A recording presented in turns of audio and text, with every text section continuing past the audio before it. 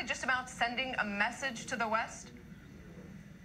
Well, it may very well be, Noita, just a message to the West, but it's something that Israel, at least from a defense standpoint, is taking very seriously, and something that they need to be preparing for. Whether or not it happens soon, tomorrow, years from now, is unclear. This is a promise that has been made years ago, but if we're looking at a recent series of events ever since the coalition strike in Syria in response to a chemical weapons attack and an alleged Israeli strike in Syria against an Iranian base, well, now these two issues are coming closer and closer together, an issue that has to do with Syrian air defense.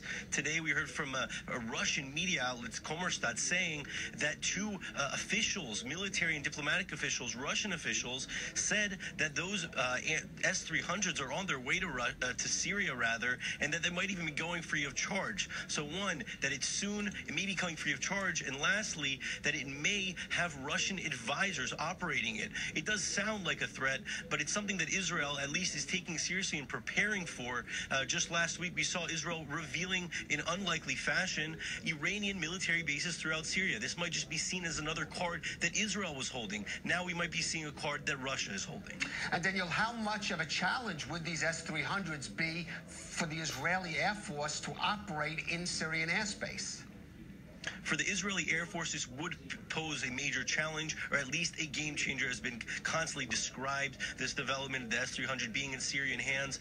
But there are important things to take into account here. One, it wouldn't necessarily be instantaneous unless tomorrow the Russians do decide to bring this S-300 and to operate it themselves. But that in itself could open the door for an escalation that maybe the Russians wouldn't want.